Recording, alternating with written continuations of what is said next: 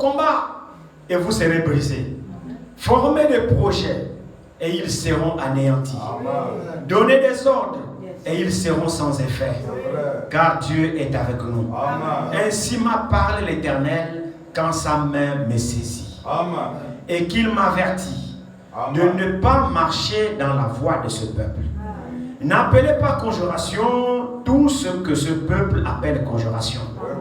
Ne craignez pas ce qu'il craint et ne soyez pas effrayés.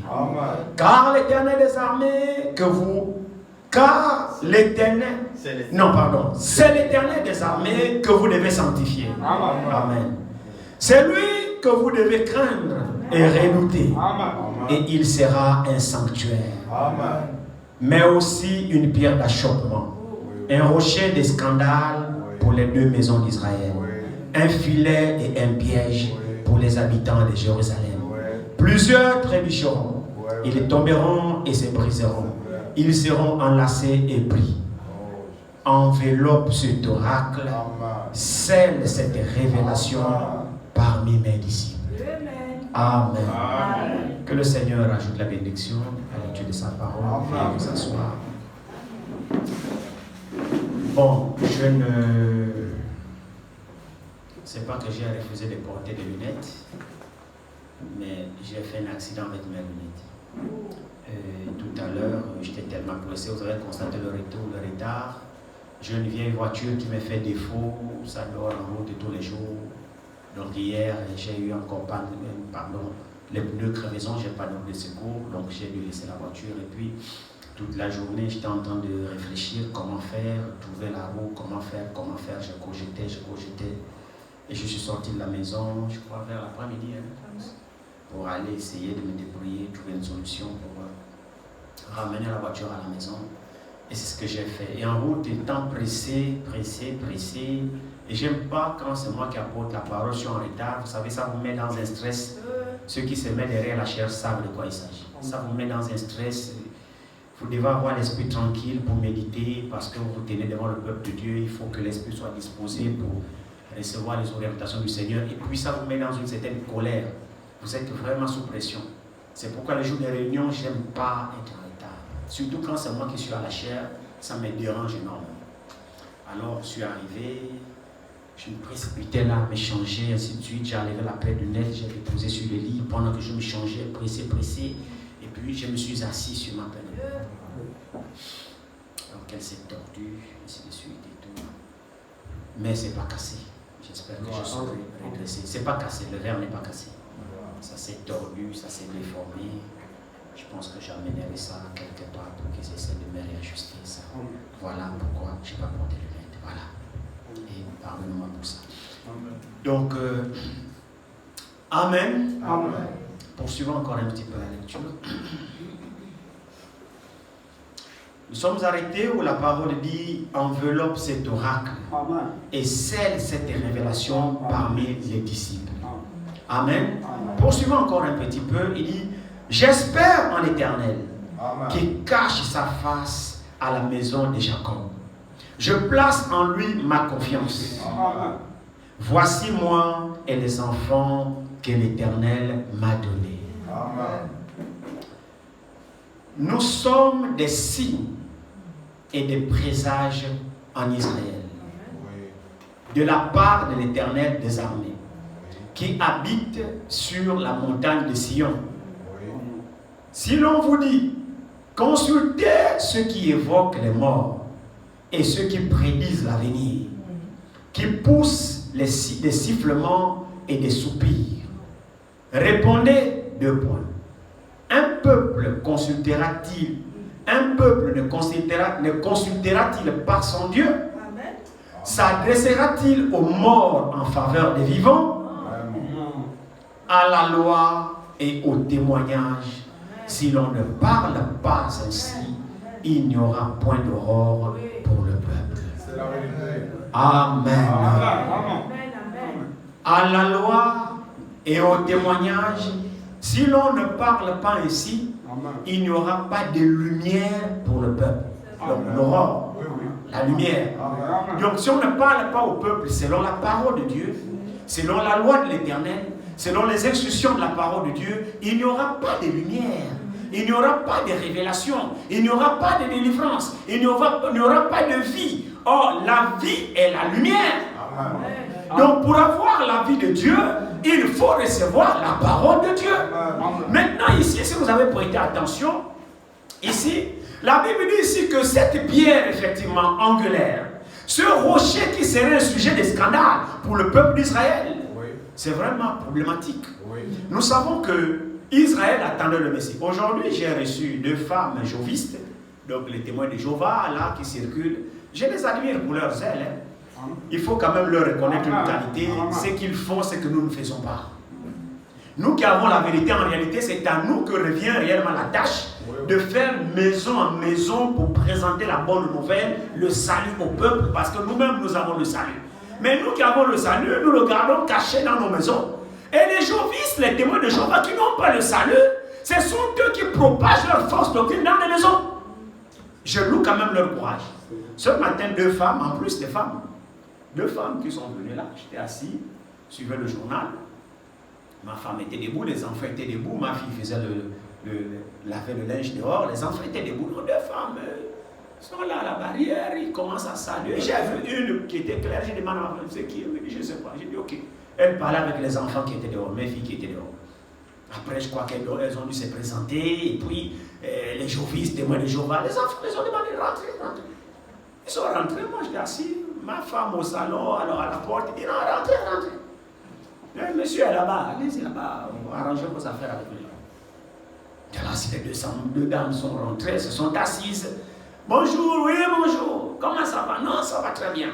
Alors, nous avons une question, vous pouvez la répondre, leur dépliant là qu'ils ont. Le dépliant disait, la souffrance, c'est... Comment? La souffrance cessera-t-elle un jour? Quelque chose comme ça. La souffrance cessera-t-elle un jour? Question, point d'interrogation. J'ai dit oui, mais vous répondez, c'est vous qui posez la question. Oh non, faites comme avoir votre avis, ainsi de suite. Et comme ça, en fonction de ce que vous allez répondre, nous allons mieux vous expliquer. J'ai dit, ah, vous êtes quoi? Ah, nous sommes témoins de Jéhovah. J'ai dit, très bien, parlons-en. Plus que vous êtes témoins de Jéhovah, c'est qui Jéhovah? Oh, Jéhovah. J'ai dit, non, c'est qui Jéhovah? Témoin de Jéhovah. Vous avez vu Jéhovah un jour? À quel moment s'appelait-il Jéhovah?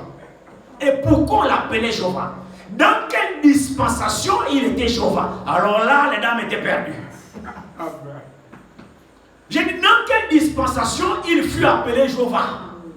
Il était Jéhovah déjà d'abord pour commencer. D'abord, Jéhovah même, c'est faux.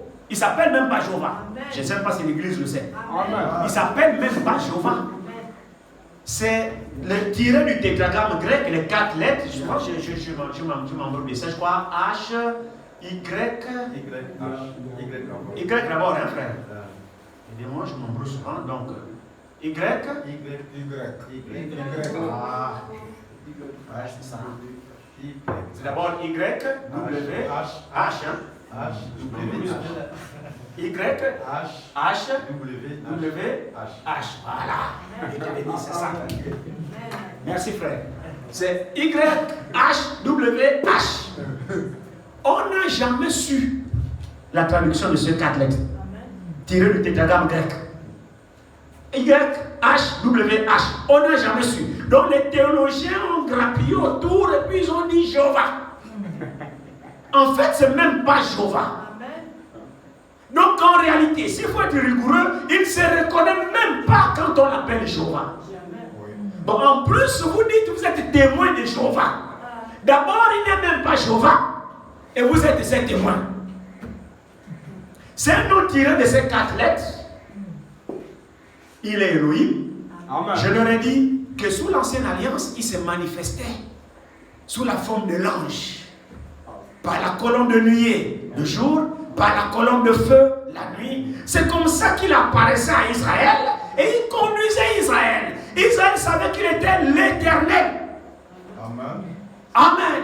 Et il n'avait pas un nom particulier. On l'appelait l'Éternel. Il n'avait pas un nom particulier. Elohim veut dire celui qui existe lui-même. Et je lui ai dit, mais quand on appelait Jéhovah, bon, abusivement, mais en fait c'est une qualification. On peut dire Jéhovah Rapha, D'accord? Jéhovah Nissi, Jéhovah Shammah, Jéhovah Tsidekenu, ainsi de suite. Ça veut dire Dieu de paix, Dieu est ici, Dieu guérit. Mais ce sont des qualificatifs de ce qu'il est. Mais il a un nom. Amen. Or, dans l'ancienne alliance, il ne s'était jamais révélé par un nom. Amen. Amen. C'est un mystère. Amen. Amen. C'est un esprit la journée, on voit la colonne de lumière, la nuit, la colonne de feu. L'Éternel a apparu à Moïse. L'Éternel dit, mais l'Éternel n'est pas son nom. Si on appelle l'Éternel, c'est parce qu'il est éternel. Amen. Maintenant, quand vous êtes témoin de Jéhovah, sous cette dispensation-là, qui était-il? Alors là, les dames, il y avait une qui semblait connaître, et il y avait une maman qui avait le chapeau comme le cow-boy. Et là, c'est le monsieur, il bougeait la tête comme ça. Alors j'ai essayé de les expliquer, j'ai dit non, je vais vous aider. Je vais vous aider. Après, elle vient, mais quand on dit, Jésus a dit, oui, allez-y partout, vous serez mes témoins. Je dis, tu as dit Jésus, tu viens maintenant. Amen. Tu viens maintenant. Où est-ce que Jéhovah a dit, vous êtes mes témoins?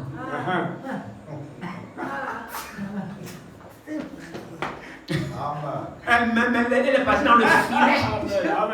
J'ai dit, oui, Jésus m'a dit que vous soyez mes témoins en commençant à Jérusalem. J'ai dit, pourquoi? J'ai dit, mais Jésus était un être humain. Il était physique, humain. On le voyait, on parlait avec lui, on discutait avec lui, on dormait avec lui, on mangeait avec lui, on marchait avec lui. Il était physique, humain comme moi. Alors on l'a vu, on l'a touché, on a parlé avec lui. Il pouvait commissionner. Il dit, ce que j'ai fait, vous ferez la même chose. Et il y avait des disciples qui étaient avec lui. Les disciples l'ont vu. Et c'est ceux-là, ces témoins. Et ils ont dit, nous ne pouvons pas ne pas parler de ce que nous avons vu et entendu. Que nos mains ont touché. Nous sommes les témoins de Jésus. Amen. Parce qu'on a vu Jésus. Qui a vu Jéhovah? Bon, là nous sommes pressés, et il y a les autres qui nous attendent, et on va revenir. J'ai dit, il n'y a pas de problème, revenez quand vous voulez. Avec toutes les questions que vous voulez, mais je vais vous aider. Mais je leur loue une qualité, c'est que même ils ont le courage de faire maison en maison pour partager ce qu'ils croient comme être vrai. Mais nous qui avons la chose, nous sommes cloîtrés chez nous. On promène, on a la vérité, frère. Nous sommes dans le vrai, nous sommes dans le vrai. Mais les gens ont besoin de connaître ton vrai. Amen. Est-ce que c'est pas vrai ça? Amen. Alors ici, effectivement, Israël attendait leur promesse, attendait leur Messie. Mais leur Messie était voilé. Et l'Écriture dit que ce Messie-là, quand il viendrait, il serait une pierre d'achoppement pour les uns. Un rocher de scandale pour les autres. Mais comment Jésus, le Messie, va être une pierre d'achoppement pour ceux qui l'attendent? Les gens l'attendent, ils sont préparés pour le recevoir. Et quand il vient, il devient une pierre d'achoppement. Non pas parce qu'il agit d'une manière contraire, non. Mais pourquoi devient-il un rocher de scandale, un sujet de scandale pour le peuple qui l'attend? Lisons-le. Il dit ici, Dieu est bon. Hein? Amen. Alléluia. Amen. Il est merveilleux notre Dieu. Regardez ici, à partir du verset 13, l'Écriture dit, il dit, c'est l'Éternel des armées que vous devez sanctifier. Amen. C'est lui que vous devez craindre et redouter. Amen. Et il sera un sanctuaire, mais aussi une pierre d'achoppement, un rocher de scandale pour les deux maisons d'Israël. Donc Israël et Juda. L'Éternel des armées qui était pourtant leur Dieu devrait encore être un sujet de scandale pour eux. Pourquoi? Simplement parce que cette chose-là n'est pas bonne, frère. C'est pourquoi la révélation est importante pour toute adoration et pour tout adorateur. Amen. Si on adore Dieu, on ne connaît pas le Dieu qu'on adore, notre adoration est charnelle. Oui. C'est-à-dire, Une adoration qui n'est pas sur la base de la révélation, c'est une adoration théologique. C'est une adoration intellectuelle. Nous rendons un culte à Dieu de la façon dont nous pensons être justes. Et ça, c'est une adoration charnelle. Maintenant, à quel moment devient-il une pierre d'achoppement ou un rocher de scandale? Parce que quand il se révèle à nous, il se révèle à nous de la manière dont nous ne nous y attendons pas. Amen. Oui. Amen. Vous voyez, quand Jésus est venu pour passer court, je n'ai pas envie de... Je sais que les temps sont durs en ce moment. L'église est vide parce qu'il n'y a pas l'argent du taxi. C'est compliqué en ce moment, le mois est loin. Donc quand on va jusqu'à 21h, ce n'est pas aussi bien.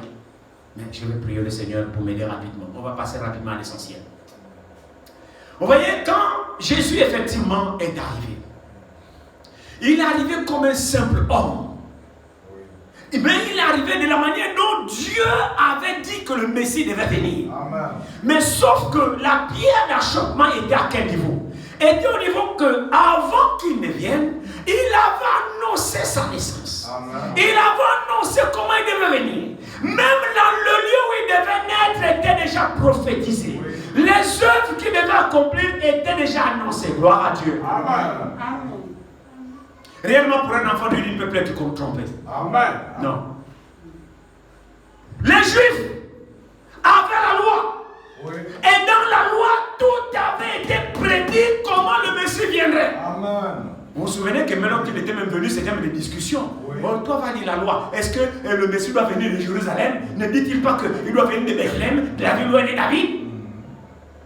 Oui, mais il n'est pas né à Nazareth. On l'appelait Jésus le Nazaréen. C'est même parce qu'il a grandi là-bas pour brouiller les pistes. Mais il est né bel et bien à Bethléem, selon la prophétie. Amen. C'est pourquoi l'autre disciple maintenant dit, oh, nous avons trouvé celui dont Moïse a écrit, Jésus de Nazareth. Amen. C'est le nom de Nazareth qui partait à l'avance. Mais la prophétie ne disait pas que le Messie qui viendrait serait issu de Nazareth. C'est pourquoi on est allé pour dire, mais quelque chose de bon peut sortir de Nazareth. Oui. Amen. Parce que lui, en tant que croyant, il sait que le Messie que Moïse avait dit devait venir de Bethléem. Maintenant, toi, Philippe, tu viens me dire Jésus de Nazareth. Mais c'est contraire aux Écritures. En cela, il constitue une pierre d'achoppement. Oui. Mais il était né selon la parole. Tout ce qu'il a fait des Écritures disait ce qu'il devait faire. Amen. Oui. Il accomplissait les signes et les miracles. Au point où une discussion entre eux. Au point où certains docteurs disaient, le Messie, lorsqu'il viendrait, ferait-il des œuvres plus que celui-ci n'en fait? Et il y a eu division entre eux. Il était sujet de scandale pour les uns. Un pied d'achoppement pour les autres. Pour la simple raison que les autres, dont il était sujet de scandale, l'appréhendaient selon leur compréhension des Saintes Écritures. Et ceux pour qui Jésus n'était pas un pied d'achoppement ou un sujet de scandale, c'est ceux-là qui l'ont reçu par révélation. Ils se sont laissés conduire. Ils ont accepté des choses comme ça par révélation. Alléluia. C'est pourquoi l'Écriture dit ici, il dit, poursuivons la lecture ici, verset 14, il dit, il sera un sanctuaire, mais aussi une pierre d'achoppement, un rocher de scandale pour les deux maisons d'Israël. Donc Jérusalem, la Samarie et la Judée. Il dit, un filet et un piège pour les habitants de Jérusalem. Plusieurs trébucheront. Ils tomberont et se briseront. Ils seront enlacés et pris. Verset 16. Enveloppe cet oracle et scelle cette révélation parmi mes disciples. Alléluia. La révélation est scellée dans le cœur des disciples. C'est aux disciples que vient la révélation. Le Seigneur se révèle à ceux qu'il a connus, à ceux qu'il a choisis. Pour cela, Jésus ne sera jamais une pierre d'achoppement. Parce qu'il se révèle lui-même à eux et ils le connaissent par révélation et l'adorent. Là où les gens s'achoppent, le disciple reçoit la révélation. C'est pourquoi l'Écriture met cette révélation, pas sur tout le monde. La révélation n'est pas donnée à tout le monde. Alléluia. C'est seulement aux disciples, mon frère. Qu'est-ce qu'un disciple? Alléluia. L'Écriture dit ici, enveloppe cet oracle et scelle cette révélation parmi les disciples, pas ailleurs. Donc ceux qui sont destinés à recevoir cette révélation, Dieu manifesté dans la chair humaine, qui n'est pas un sujet de scandale, c'est seulement les disciples. Amen. Qu'est-ce qu'un disciple? Un disciple, c'est celui qui suit et obéit à son maître. C'est ça la définition simple du disciple. Quand vous êtes disciple de quelqu'un, c'est-à-dire vous suivez ce quelqu'un et vous lui obéissez. C'est ça le disciple. Donc la révélation est donnée à ceux qui suivent et qui obéissent.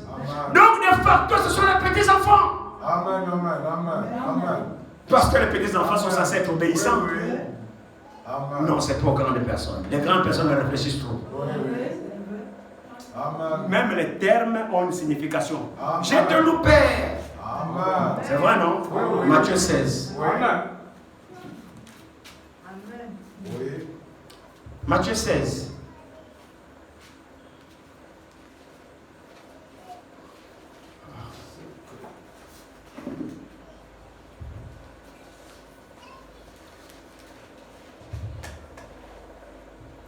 Matthieu 16, il dit ici,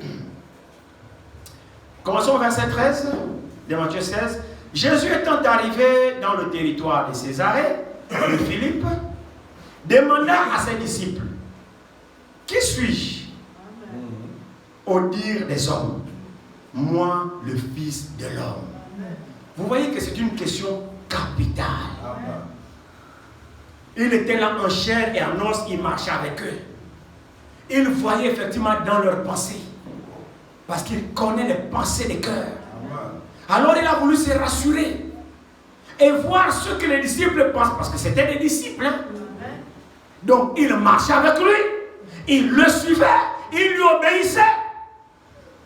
Alors maintenant il va leur poser la question. Mais qui suis-je moi au dire des hommes? Donc il voulait savoir extérieurement ce que les gens pensaient de lui, aux disciples. C'est comme ça que le disciple donne la révélation, lui donne ce que les gens rapportent à son sujet.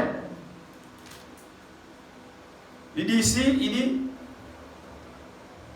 il répondit, les uns disent que tu es Jean-Baptiste, les autres Élie, les autres Jérémie, ou l'un des prophètes. Vous voyez, un sujet de scandale. Qui répondait comme ça? Mais c'était des Juifs vers qui il était venu. Qui donnait cette réponse? C'était les Juifs vers qui il accomplissait les œuvres de la loi. Ce dont les Écritures disaient que lorsque le Messie viendrait, il ferait telle chose. Et Jésus accomplissait bel et bien les œuvres du Messie parmi les Juifs. Alors il a voulu se rassurer quel écho les Juifs se faisaient de lui. Et l'écho qui est rapporté, c'est qu'il s'embrouillait. Le monde extérieur n'avait pas exactement la révélation de qui était Jésus. Amen. Je ne sais pas si l'église est sûre. Alors la dénomination a rapporté aux disciples ce qu'ils pensaient de leur maître. On entend Bethany dire tu es Jean-Baptiste. On entend Bethsaïda dire tu es témoin de Jéhovah. On entend l'alliance chrétienne dire tu es l'un des prophètes. C'est ça. Amen. Parce qu'il était devenu père. Ce n'était pas facile de reconnaître que Jésus était le Messie. Amen. C'est pourquoi c'est une grâce d'être disciple. Amen. À qui la révélation est donnée. Amen. C'est pourquoi nous devons écouter comme écoute les disciples. Amen. Les disciples ont une caractéristique, c'est l'obéissance et la soumission. Il n'existe pas les disciples rebelles. Non. Quand vous êtes appelé disciple, ça veut dire que vous êtes soumis et vous êtes obéissant envers celui dont vous suivez. Amen. ici, il répondit ainsi de suite, verset 15, il dit, et vous, amen. Maintenant, vous, mes disciples, ça c'est la vision extérieure. Alors là, il constitue une pierre d'achoppement. C'est pourquoi à ces gens qui le traitaient comme un simple prophète ordinaire, lorsqu'il essayait de démontrer qu'il était Dieu par ses œuvres et qu'il essayait de dire qu'il est fils de Dieu, tout de suite on pointe le caillou pour le lapider. Il constitue une pierre d'achoppement, un sujet de scandale. Parce que pour eux, c'était loin de leur entendement que de dire que Jésus était le Messie. Celle cette révélation, celle cet oracle et cette révélation parmi mes disciples ne sauront qui je suis que mes disciples. Ne reconnaîtront qui je suis que mes disciples. Et pour être disciple, il faut se renier. Il faut renoncer à toi-même. Il faut s'abandonner. Il faut suivre la direction imprimée par le maître. Pour être disciple, tu dois te taire et c'est le maître seul qui dicte la loi. Pour être disciple, tu n'as pas tes propres idées à proposer au maître parce qu'il est le maître. Tu dois tout apprendre du maître. Le maître n'a rien à apprendre de toi. Parce que toi, tu es le disciple. Frère, c'est nous qui avons besoin de tout apprendre de lui. Lui, il n'a pas à apprendre de nous. On n'a rien à l'instruire. On n'a rien à lui dire. On n'a rien à lui proposer. Parce que nous n'avons rien. On a tout à apprendre de lui. Alléluia. Amen. Un disciple, c'est celui qui se laisse enseigner. Le disciple ne discute pas. Le disciple ne connaît rien. Le disciple n'a pas de prétention. C'est vrai. Sommes-nous les disciples? Amen. Il dit, poursuivons encore ici. Il dit, et vous, leur dit-il, qui dites-vous que je suis? Simon Pierre. Amen. Là, Simon ici est un type de l'épouse qui reçoit la révélation de qui l'adore. Simon ici, c'est un type du vrai disciple qui reçoit la révélation du maître, du Dieu qu'il adore. C'est ça la réponse de Simon. C'est le type du vrai disciple. C'est le type de la vraie épouse, la véritable épouse. Comment Simon a-t-il reçu cette révélation? D'en haut. Pourquoi? Simon avait des prédispositions d'obéissance.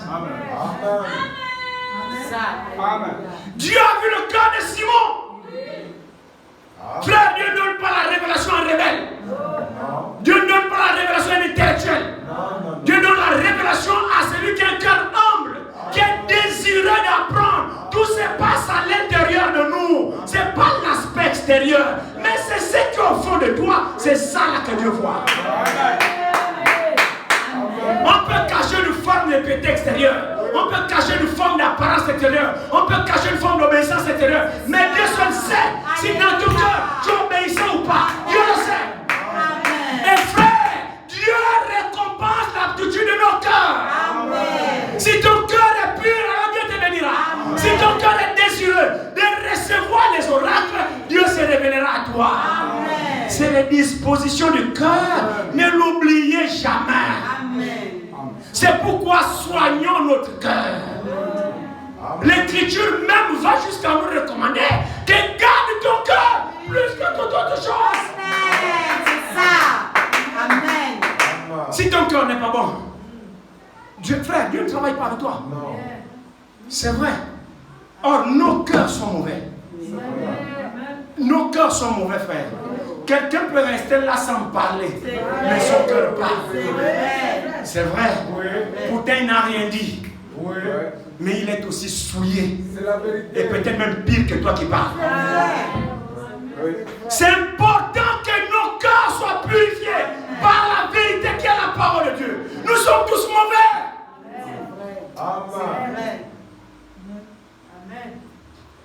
Il dit ici, Jésus reprenant la parole, non. Verset 15. Et vous, leur dit-il, qui dites-vous que je suis?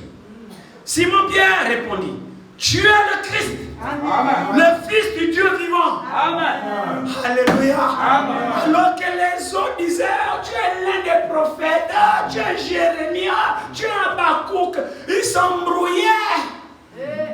Oui. Pourquoi? C'est un simple homme. Comme nous avions vu dans la semaine, il n'avait ni aspect ni beauté pour nous plaire. C'est écrit, hein, Isaïe 53. Mais pourtant, c'était le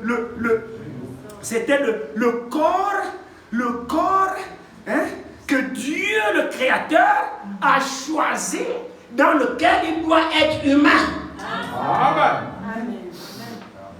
Vous voyez que la pensée même de l'homme n'est pas la pensée de Dieu. Quand vous savez que Dieu, il est celui qui a tout créé. C'est vrai, non? Quand vous regardez même Dieu, observez seulement la création de la nature. Vous allez voir la beauté de la nature. Vous allez voir la puissance de Dieu qui a créé la nature. Regardez seulement, si vous voulez contempler Dieu, regardez seulement la nature. Un jour, j'étais là, dans ma chambre, le matin, je me réveillais, j'étais sous la douche, je prenais ma douche.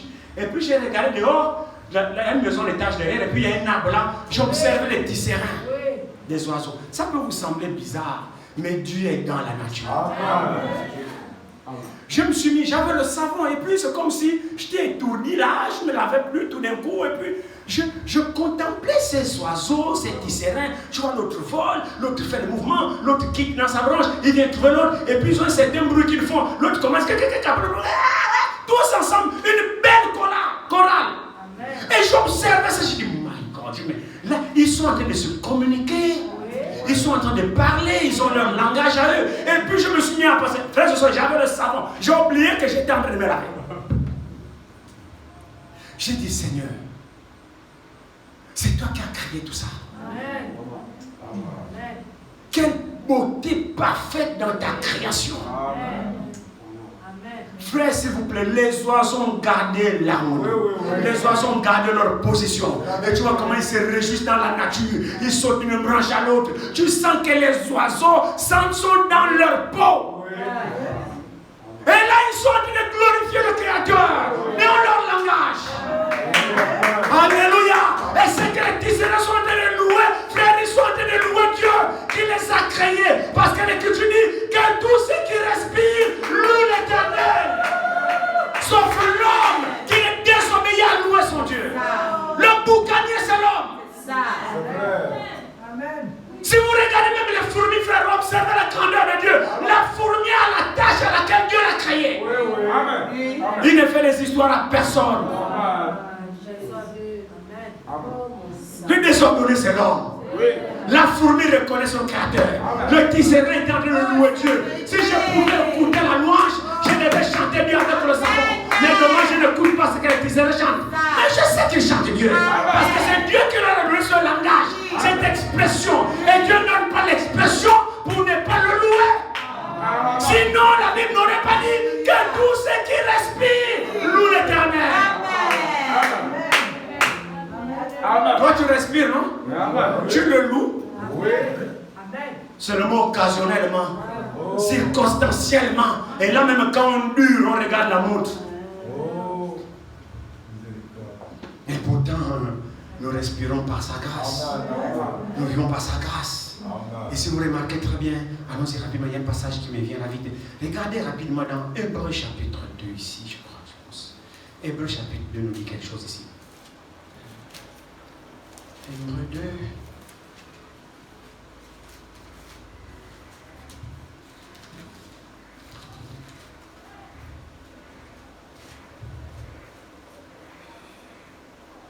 Faut vraiment que j'arrange vite cette lettre.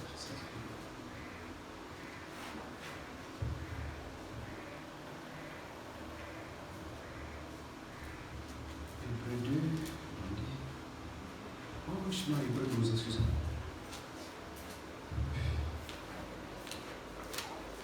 Hébreux 2. Ok, j'y suis. Juste le temps de trouver le verset.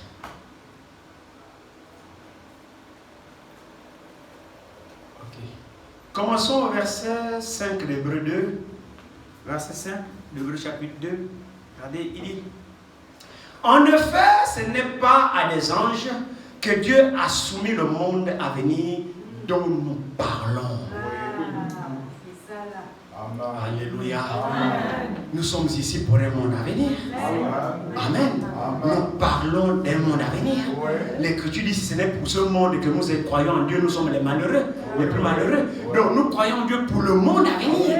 Nous savons que ce monde est appelé à détruire, à être détruit. Le jugement a déjà été prononcé, frère. C'est irrévocable. Le jugement de Dieu est sans appel. Quand Dieu prononce sa sentence, il n'y a pas d'appel. C'est le procès des hommes et les décisions des hommes qu'on fait appel. Mais quand Dieu rend son verdict, il est sans appel. Amen. Donc il est ici, il me dit, en effet, ce n'est pas à des anges que Dieu a soumis le monde à venir dont nous parlons. Amen. Ici, on ne parle pas du ventre ici. Ici, nous parlons d'un monde à venir. Le monde éternel, le monde réel. Et même, je vais vous dire, nous ne sommes pas dans la réalité. Amen. Mais c'est vrai. Amen. Nous sommes ici les clichés. Amen. Nous vivons ici en cliché. Le réel, c'est là-bas. Alléluia. Ici, nous vivons au brouillon. Le propre, c'est là-bas. Ah oui, c'est sûr et certain. La réalité, c'est le monde à venir. Oui, là-bas, il n'y aura pas de mort. Il n'y aura pas de vieillesse. Il n'y aura rien là-bas. Non, il n'y aura pas de peine, pas de maladie, pas de ceci. Là-bas, c'est la gloire, la paix, la joie éternelle. Là-bas, c'est la vie, la beauté. Il n'y aura pas de critique là-bas. Non, ça n'existera pas. Le monde à venir, ce n'est pas les anges qui doivent l'hériter. Nous parlons, on ne prêche pas aux anges, on prêche aux humains. C'est pourquoi Dieu n'a pas envoyé des anges célestes pour prêcher aux humains. Parce que le salut ne concerne pas les anges. Il faut les humains pour parler du salut aux autres humains. Alléluia. Amen. Pourquoi? Mais l'humain qui parle du salut, il faut que lui-même il ait expérimenté le salut. Amen. C'est pour cette raison que Moïse lui-même, connaissant qui était Dieu, vivant dans cette gloire, même s'il n'est pas arrivé à Canaan, Amen. Oui. Oui. Amen. Alléluia. possédait de réalité. Amen. Et c'est pourquoi il a dit au peuple, il a choisi 12 espions, il dit allez-y explorer. Au moins vous êtes les témoins de ce pays. Amen. Au moins quand vous reviendrez, vous direz par contre, non, c'est les choses de Moïse, on n'a jamais vu ce pays. Allez-y goûter voir. Ils sont allés, ils ont goûté, ils ont vu, ils ont même ramené les preuves pour dire que oui, à la vérité, le pays est vrai. Amen. Donc le salut, le monde à venir, n'est pas prêché aux anges. Il est prêché aux humains. Et qui est-ce qui le prêche aux humains? Eh bien, c'est les autres humains. Alléluia. Qui ont reçu déjà en eux la certitude de ce monde à venir. C'est pourquoi ils parlent avec certitude, avec conviction. Amen. C'est vrai. Parce qu'au nom d'eux, frères, ils ont cette certaine assurance que ce monde existe. Amen. Amen. Sinon, vous parlez d'une guérison, vous-même vous n'avez jamais été guéri. Vous parlez de quoi en fait? Amen. Vous me suivez? Amen. Dieu guérit, mais à aucun moment il t'a jamais guéri. Parce que tu pourrais te confronter, toi qui dis Dieu guérit, il t'a déjà guéri. Oui. Non, mais enfin, moi, non, jamais, en fait, moi, jamais guéri. Mais là, c'est pourquoi tu parles de la guérison? Oui. Tu parles du salut, non, le salut. Il t'a déjà sauvé. Non, en fait, moi, je ne suis pas sauvé. Moi, que vous parlez, moi, je suis un fils du diable, mais quand même. Mais pourquoi tu parles du salut? Amen. Voilà, donc, ce n'est pas au monde à venir. Nous en parlons ce soir. Je ne sais pas si l'Église est d'accord avec Oui. moi. En effet, ce n'est pas à des anges que Dieu a soumis le monde à venir dont nous parlons. Donc on ne parle pas des affaires de ce monde-là. Frère, est-ce qu'on se rassemble ici pour parler de ce monde? Non, les gens qui parlent de ce monde, c'est les politiciens. Parce que leur rassemblement, c'est pour parler des choses de ce monde. Mais ils ne se rassemblent pas pour parler des choses du monde à venir. Ils ne le connaissent même pas. Amen. C'est ça? C'est vrai, non? Amen. Mais nous nous rassemblons pour parler de ce que nous savons et que nous croyons. Amen. Et que nous avons expérimenté par la foi. Et dont notre âme témoigne avec conviction que c'est la vérité. Si ce n'est pas ainsi, ne parlons pas. Amen. Oui. Vous trouvez un prédicateur de ce message qui a prêché ce message, qui a prêché le salut, qui a prêché la révélation de Jésus-Christ et qui se laisse convertir par le musulman. Qui devient un musulman avec le robe de musulman. Lui là savait de ce qu'il parlait. Non. Non. C'est pas possible. Ce salut révélé, cette grande révélation déployée devant nous. Et je vais aller maintenant chez Mohamed. Il n'a ni salut, ni promesse, ni rien. Il ne sait même pas s'il va ressusciter. J'en sais rien. Je sais que c'est enregistré. Tu ne peux pas arriver là. Ça veut dire qu'en fait, tu parlais des choses dont tu ne savais pas. Oui. Et nous ne voulons pas de l'aventure. Nous voulons parler des choses dont nous croyons nous-mêmes. Amen. Et dont nous avons la conviction et que nous sommes prêts à laisser même nos plumes. Amen. Mais c'est sûr. Amen. Vous savez, frère, après la Pentecôte, les disciples n'étaient plus les mêmes. Amen. Non, vous avez reçu mon Amen. sens. Amen. Ou Pierre le peureux, Amen. qui avait renié 3 fois le Seigneur. Le jour de la Pentecôte, frère, ce n'était plus Pierre. Non. Là maintenant, Pierre savait de quoi il parlait. On l'attrape, on l'enferme, on le bastonne. Interdiction de parler pour le nom de Jésus. Pierre sort de la prison, il dit vous-même, c'est pas moi. Vous-même jugez. S'il est normal de vous obéir à vous plutôt qu'à Dieu, vous-même jugez. Alléluia. Il dit mais nous ne pouvons pas. Vous ne pouvez pas nous empêcher de témoigner la conviction qui vit dans notre cœur. Parce que le monde à venir vivait déjà en Pierre. Alléluia. Le salut était dans Pierre. Alors demandez à Pierre de renier le salut qui était déjà en lui. C'était plus impossible. Parce que Pierre avait reçu la vie éternelle. C'est la vérité, frère. Le royaume de Dieu était présent dans la vie de Pierre.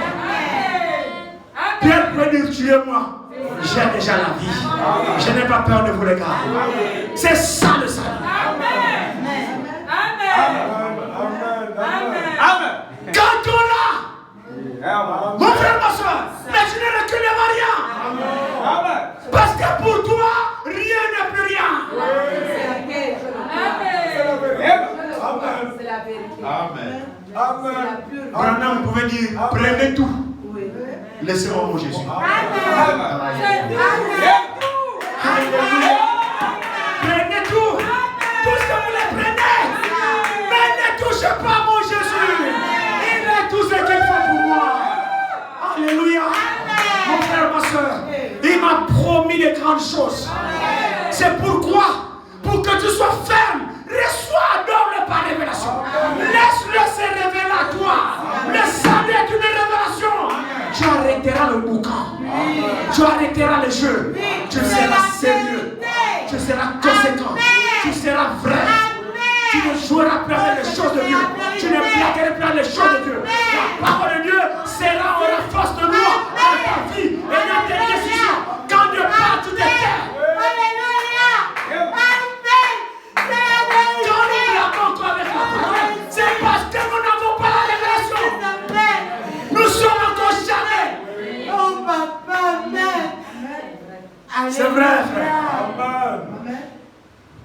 Il dit, Paul dit quoi ici? Mais en effet, ce n'est pas des anges que Dieu a soumis le monde à venir, dont nous parlons. Il dit, Amen.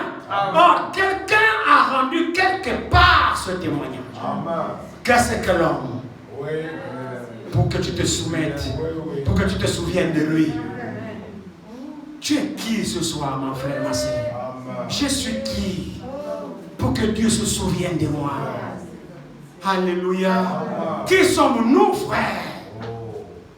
Le prophète a dit, 1,80 m du sol. Oui, oui. Le psalmiste dit, je ne suis que poussière et cendre. Oui. C'est tout ce que je suis. Oui. Poussière et cendre. Oui. Il n'y a rien.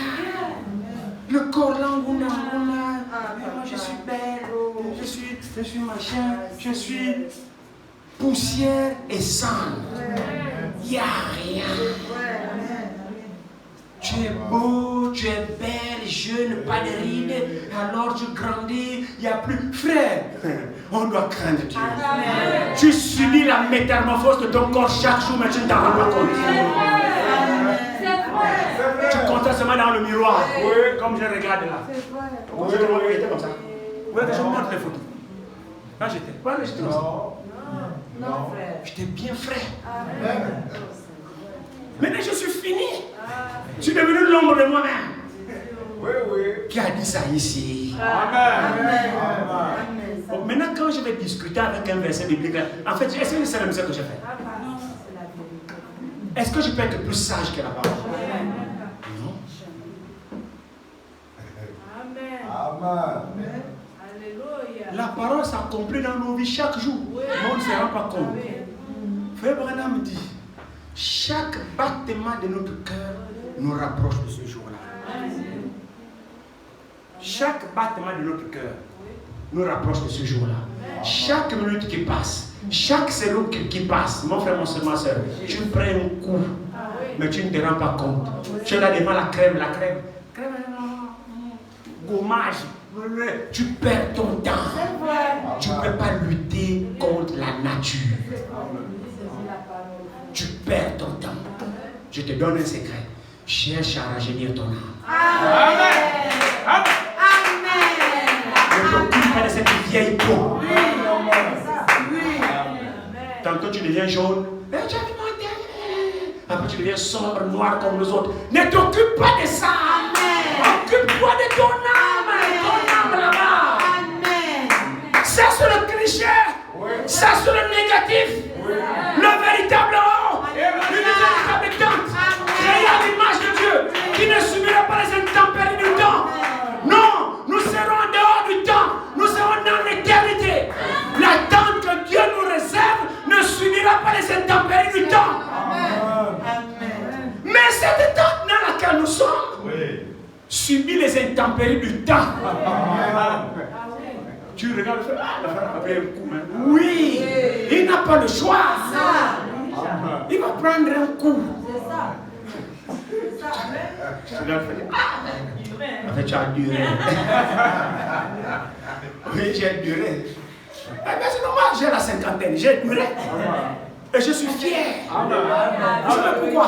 Parce que dans ma cinquantaine, je suis au service du maître. Il y en a qui ont la cinquantaine qui sont dans le boucan. Mais moi, avec ma cinquantaine, je bosse ma jeunesse. J'ai une jeunesse éternelle. Ah oui, monsieur, oui, madame. Je bosse ma jeunesse. Je suis en train de bosser mon âme intérieure. Mon âme intérieure. Je suis en train de la bosser parce que j'ai un véritable tabernacle. J'ai un véritable temple qui ne subira pas les intempéries du temps. J'ai un véritable tabernacle qui ne va pas durer. Je ferai de ma jeunesse éternelle. Mais pourquoi voulez-vous que je ne travaille pas maintenant? Mais c'est bien pour ce monde que nous parlons. Qui est l'homme pour que tu te souviennes de lui? T'es-tu posé la question ce soir, qui es-tu? Pour que Dieu pense à toi. Il dit, qu'est-ce que l'homme? Pour que tu te souviennes de lui. Ou le fils de l'homme? Pour que tu prennes soin de lui. Est-ce qu'il prend soin de toi? Je n'ai pas entendu vos amens. Est-ce que Dieu prend soin de vous? Mais oui, il prend soin. Vous savez ce qu'on appelle prendre soin? Prendre soin, c'est une expression, hein? Une expression grave. Qu'est-ce qu'il dit ici?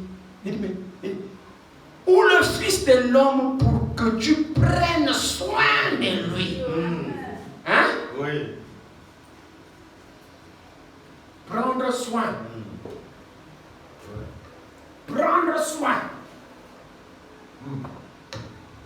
Quand on dit prends soin de quelqu'un, on ne t'a pas dit regarde quelqu'un comme je regarde le frère Roy. Je suis là devant lui, je le regarde. Je ne prends pas soin de lui. Non. Non, je fais que le regarder. Je ne prends pas soin de lui. Mais quand on dit prends soin de lui, ça c'est notre dimension. Amen. C'est-à-dire mon attention chaque minute, chaque seconde. Amen. Mais c'est ça prendre soin. Ça veut dire que tu n'as plus d'autres occupations. Tu arrêtes tout ce que tu es en train de faire. Parce qu'il ne faut pas qu'une seule seconde passe d'inattention, sinon quelque chose va arriver. Merci. Quand on dit prendre soin, tu ajoutes tout ce que tu fais. Je m'assois là à côté de lui, je regarde, est-ce qu'il a mangé? Quand je le vois gratter, je regarde, tu grattes quoi? Il y a quoi ici? Ma chaise ici. Bah oui. C'est ça, prendre soin de la personne. Tout ton attention, tu mets du tien dans la chose. On a souvent besoin d'expliquer les choses comme ça pour que nous comprenions ce que Dieu fait pour nous. Dieu prend soin de nous. Même quand tu dors, il ne bouge pas. Il est mon gardien. Il est ton gardien. C'est pas présomptueux de dire ça, mais il est écrit que l'ange l'Éternel campe autour de ceux qui le craignent et les écarte de tout danger. Alors qu'on peut venir à élire domicile. Je campe là. C'est-à-dire je reste là. Autour de qui? Des désordonnés? Non. Des rebelles? Non. Des boucaniers? Non. Dieu monte sa tente, sa garde sur qui? Mais sur ceux qui le craignent. Alors il prend soin. Quand tu dors, il est là. Tu te réveilles, il est là. Tu marches, il est là. Tu vas au travail, il est là. Tu prends le taxi, il est là. Il est l'ami fidèle. Un compagnon qui ne te quitte jamais. Il n'est pas encombrant. Même quand tu montes dans le taxi, on ne le voit pas. Et l'ange est avec toi. Quand il y a un accident, mon frère, ma soeur, l'ange te sort de ce taxi. Tu n'es pas atteint.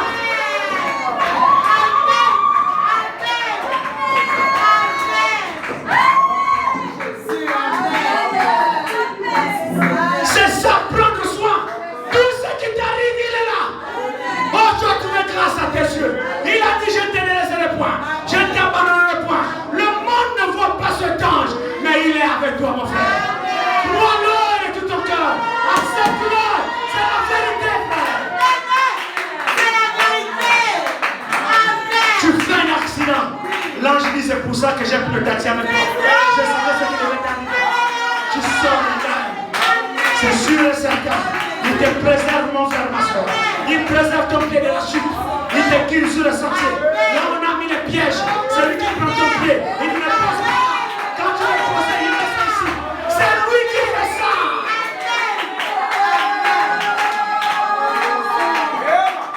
Qui est le Fils de l'homme pour que tu prennes soin de lui? Dieu prend soin de toi. Nous pensons souvent que c'est de nous-mêmes. Non. Jamais. Qu'est-ce que tu fais? Qu'est-ce que tu mérites? Rien du tout. Rien. Amen. Il dit, qu'est-ce que l'homme pour que tu te souviennes de lui? Ou le Fils de l'homme pour que tu prennes soin de lui? Amen. Ce qui est merveilleux dans ça, Amen. que Dieu nous aide. Amen.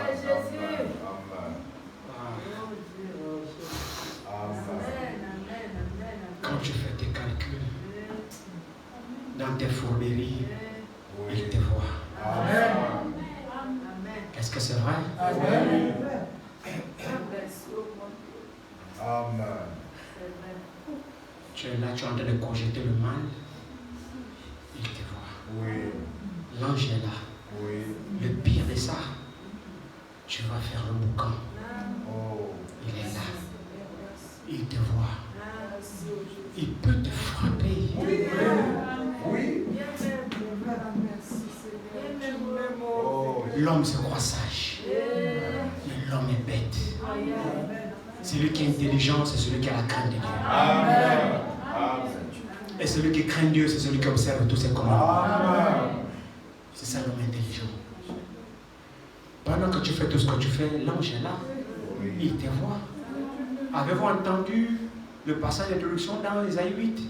Il dit, c'est l'Éternel que vous devez craindre. Amen. C'est lui que vous devez redouter Oui. et sanctifier. Amen. Parce qu'en réalité, il est partout.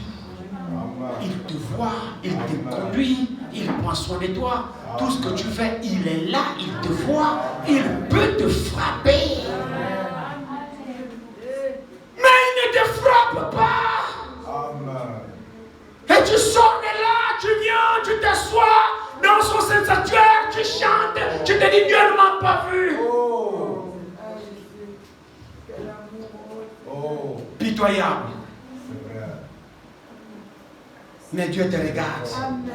Il peut dire là. Si je te frappe là, tu vas faire quoi? Rien. Tu sais que tu ne peux rien faire. Mais il prend soin de toi. Il te parle même encore.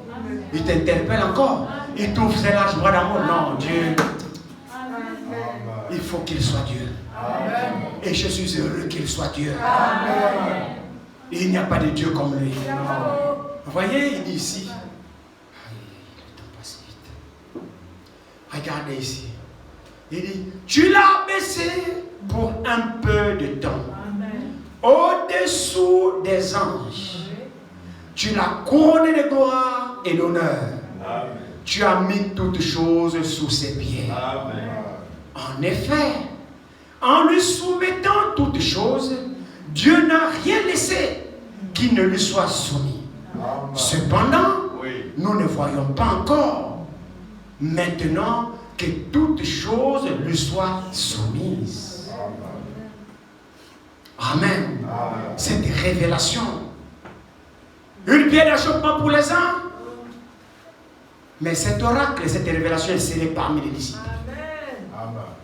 Donc les disciples sont prédestinés à recevoir la révélation de Jésus-Christ et l'adorer en esprit et en vérité. Et il dit, verset 9, mais celui qui a été abaissé, donc c'est Jésus, nous savons, celui qui a été abaissé pour un peu de temps, au-dessous des anges, c'est fort ça. Oui. Et c'est ça qui dépasse l'entendement humain. Qui a été abaissé au-dessous des anges. C'est qui? La réponse suit. Ne me donnez pas votre intelligence. C'est juste là, le verset 9. Mais celui qui a été abaissé pour un peu de temps au-dessous des anges, Jésus. Amen. C'est la réponse. Donc c'est Jésus qui a été abaissé au-dessous, donc il est devenu même plus bas que les anges. Mais c'est lui qui a créé les anges. Mystère des mystères. Amen. Le créateur, devenant une créature, est devenu soumis à la créature. Amen. Oui, oui. Qui peut comprendre ça? Nul. Amen. Amen. Enveloppe cet oracle parmi les disciples.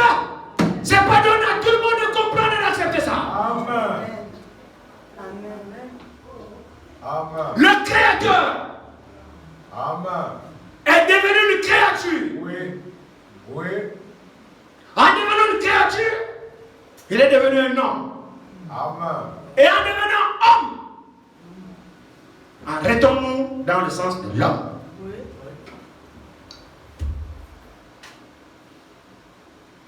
L'homme. L'homme, déjà, a une certaine dignité. Oui. Amen. Oui. L'homme a une certaine dignité. A une certaine...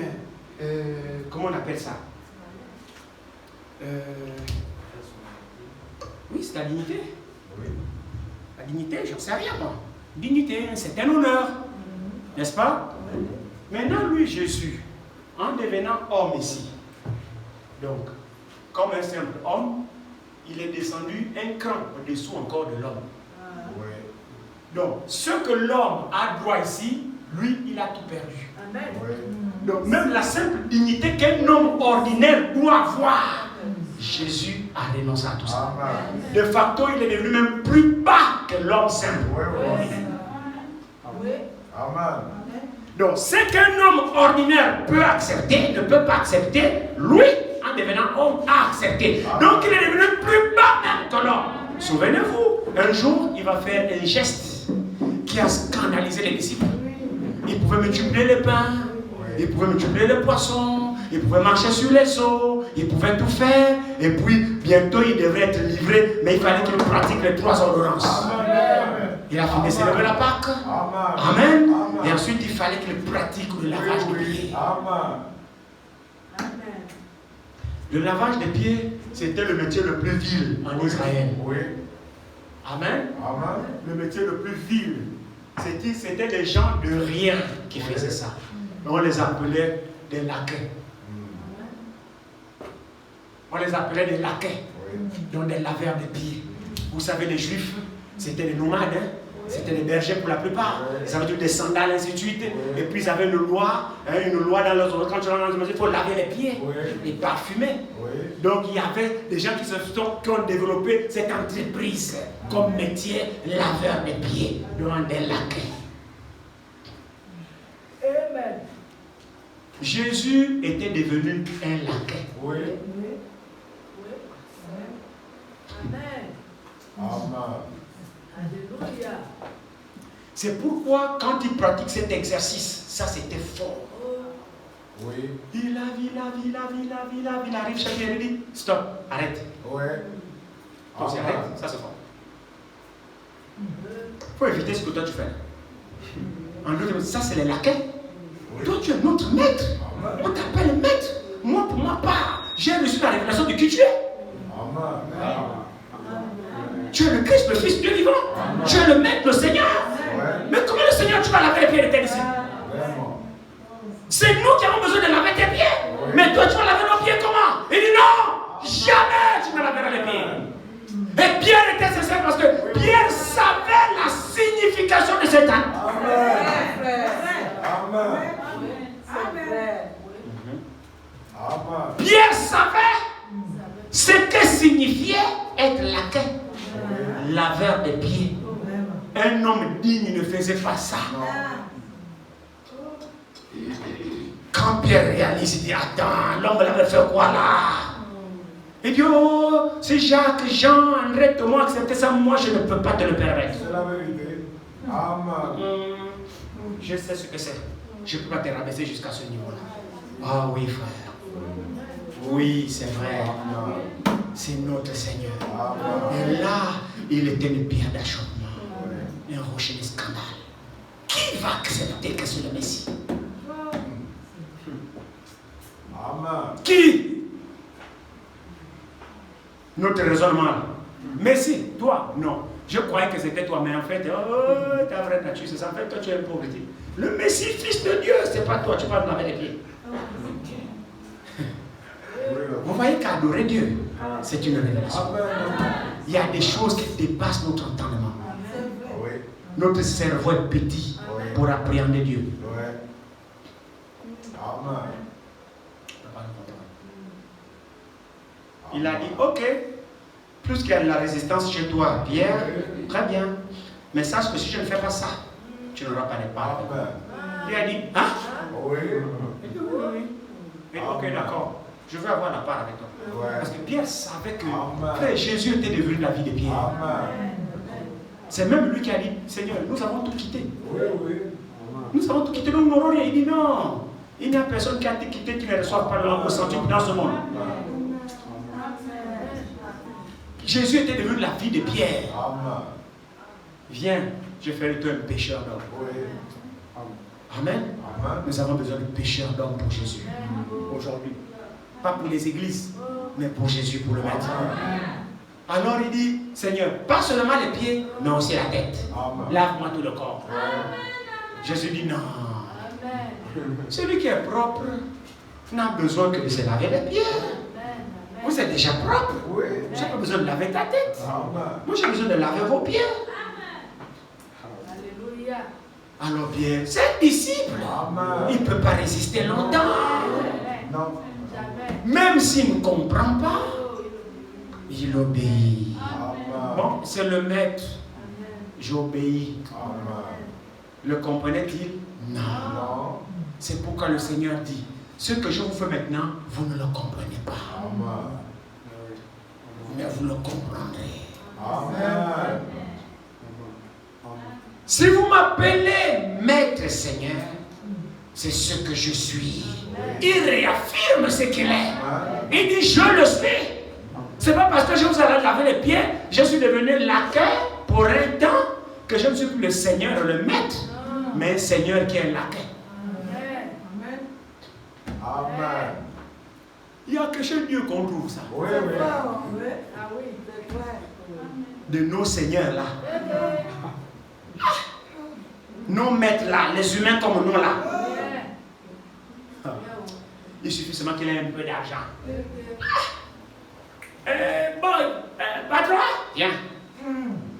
Fais la chaussure là, tu cires. Oui, patron. Tu pars, tu cires. Maintenant, il dit, patron. Oui, boy. Ma chaussure, est-ce que tu peux me la cirer? Ça, c'est maintenant l'employé qui dit au patron. Patron, oui. Oui, Papichou, tu veux quoi? Non, patron, je voulais te demander ma chaussure là. Et là, je ne sais pas si vous pouvez me la cirer.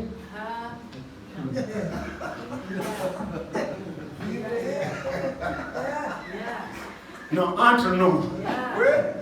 Le jour là, il va appeler les autres employés d'abord te bastonner. Ensuite, il te vire sans préavis avec interdiction de traîner même dans sa cour. Mais c'est une injure, tu l'insultes. C'est vrai. Mais notre maître, notre Seigneur, Amen. Alléluia. Amen. il est roi, Amen. serviteur. Amen. Amen. Amen. Est-ce que vous avez entendu cette déclaration? Amen. Il est roi, serviteur. Amen. Avez-vous déjà vu le roi serviteur? Le roi, on le sert. Mais le nôtre, il nous sert. Amen. Il est différent de tous les Oui. autres. Amen. Vous pouvez le comparer à qui? C'est pourquoi il a une pierre d'achoppement pour les uns, un sujet de scandale pour les autres. Amen. Mais cette révélation est scellée pour les disciples. Amen. Es-tu disciple? Amen. Tu es censé recevoir cette révélation. Amen. En fait, tu es censé connaître le Dieu que tu sers Amen. et que tu adores. Amen. Tu es censé savoir ce qu'il attend de toi. On Amen. peut terminer le verset. Il y a beaucoup de choses, on va obliger d'arrêter. Parce que le temps. Hébreu 2, on va terminer quand même le verset ici. Il dit ici.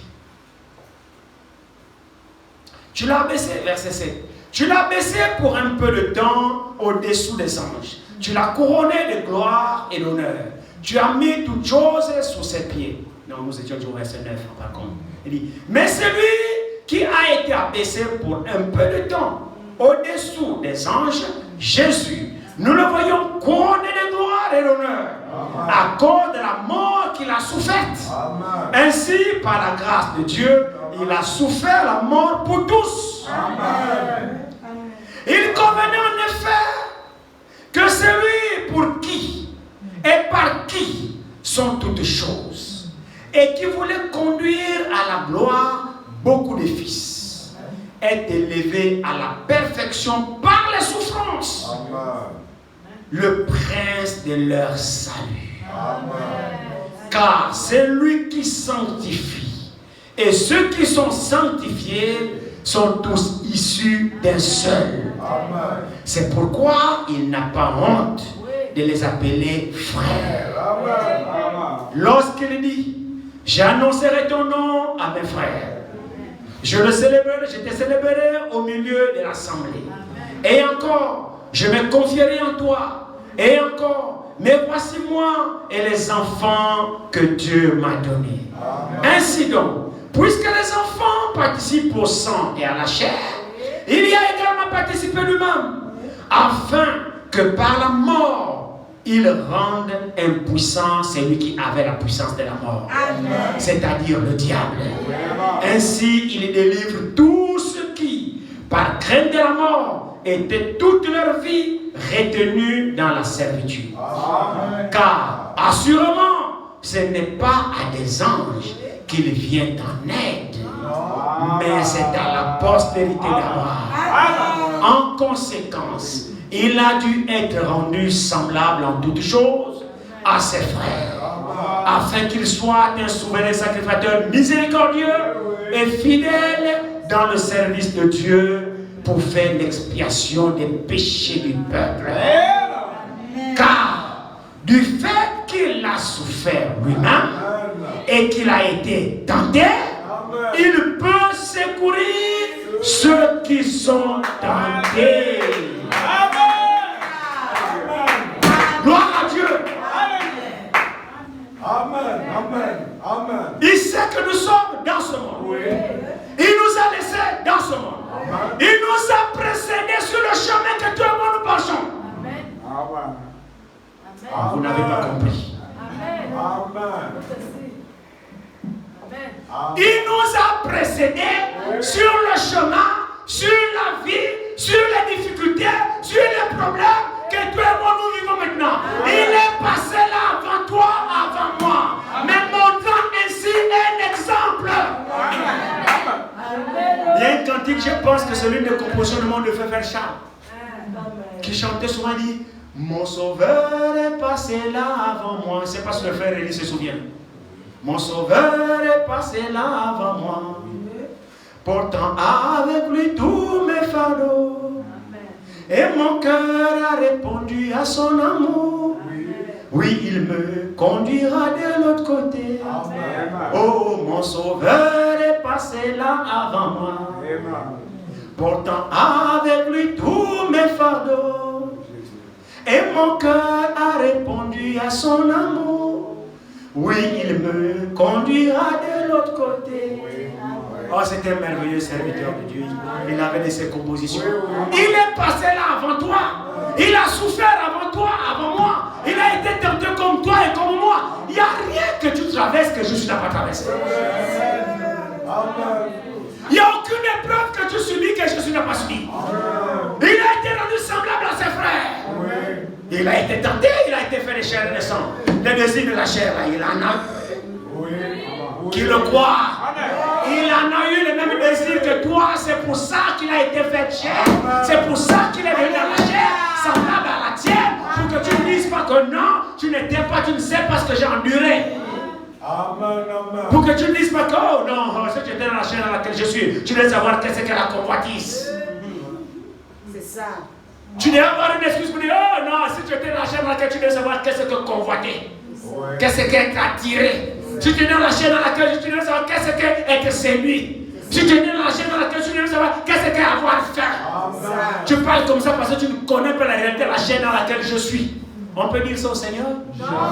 L'Écriture dit ici. Écoutez, je reprends ce passage, verset 17 de Hébreux 2. En conséquence, il a dû être rendu semblable à toutes choses, à ses frères. Amen. Tu es son frère? Oui.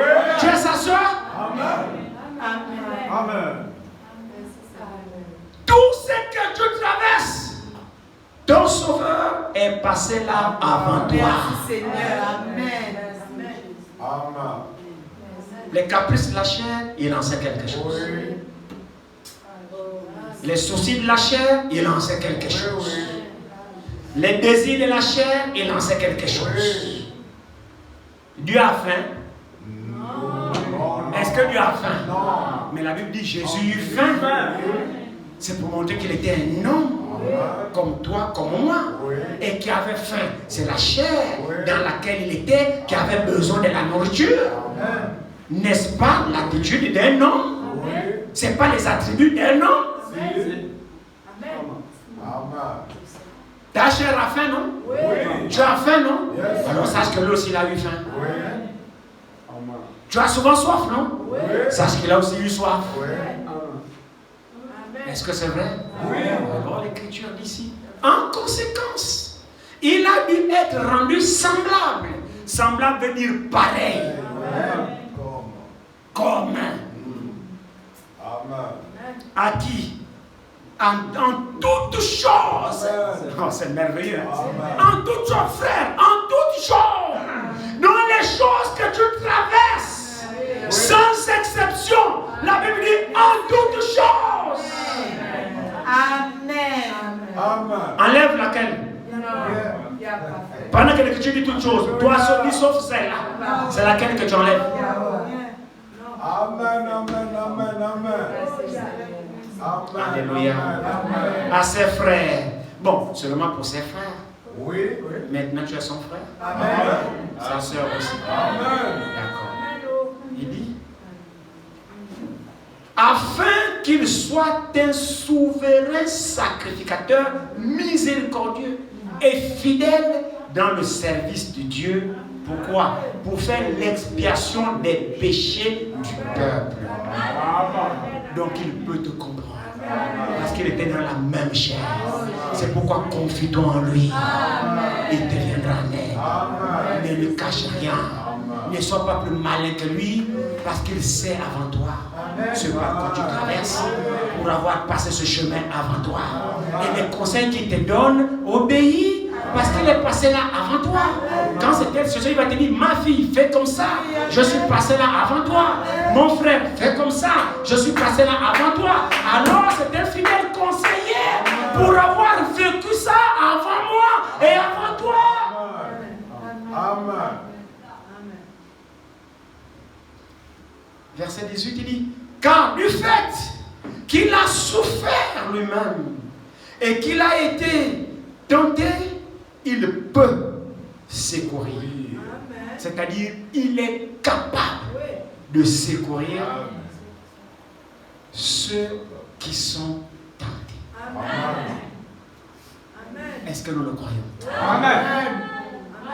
Qui n'est pas tenté ici? C'est un vrai oh. C'est sûr. C'est un vrai oh. Ben oui. Alors qui est tenté? Ah oui.